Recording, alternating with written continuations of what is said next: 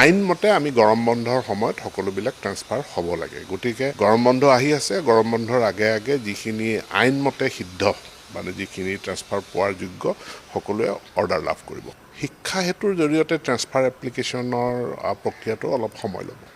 এটা recruitment already এডভাৰটাইজমেণ্টটো ওলাই গৈছে। প্ৰাথমিক শিক্ষাটো সকলোৱে এপ্লিকেশ্যনো গ্ৰহণ কৰা হ'ল। ছেকেণ্ডেৰীৰ ক্ষেত্ৰত পৰীক্ষা অনুষ্ঠিত হ'ব। গতিকে পৰীক্ষা অনুষ্ঠিত কৰাৰ কাৰণে ইতিমধ্যে আমি সেৱাক এটা ব্লু প্ৰিণ্ট ৰোডমেপ ৰূপৰেখা প্ৰস্তুত কৰাৰ কাৰণে দায়িত্ব দিয়া আছে।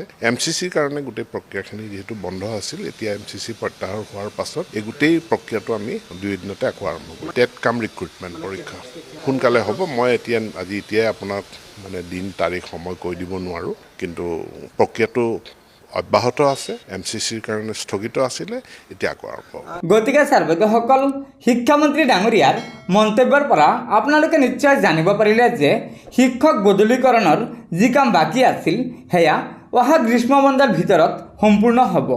আনহাতে নতুন নিযুক্তি সন্দৰ্ভত শিক্ষামন্ত্ৰী ডাঙৰীয়াই কৈছে যে অতি শীঘ্ৰে ৰাজ্যত নতুনকৈ শিক্ষক নিযুক্তি দিয়া হ'ব আৰু ইয়াৰ কাম পূৰ্ণ গতিত সম্পূৰ্ণ হ'ব। গতিকে ছাৰ্বৈদসকল, এয়াই আছিল ৰাজ্যৰ শিক্ষামন্ত্ৰী ডাঙৰীয়াই আজি শিক্ষক কৰ্মচাৰীসকলৰ বাবে কৰা বৃহৎ ঘোষণা। আশা কৰিছোঁ লগৰ বন্ধুবৰ্গক এই ভিডিঅ'টো শ্বেয়াৰ কৰি আজিৰ এই সুখবৰটো জনাই দিব আৰু নতুনকৈ অহা ছাৰ্বৈদসকলে পৰৱৰ্তী সময়ত ৰাজ্যৰ শিক্ষক কৰ্মচাৰীসকলৰ বিভিন্ন খবৰসমূহ পোনপ্ৰথমে পাবলৈ অনুগ্ৰহ কৰি আমাৰ এই চেনেলটো ছাবস্ক্ৰাইব কৰি ল'ব। ধন্যবাদ।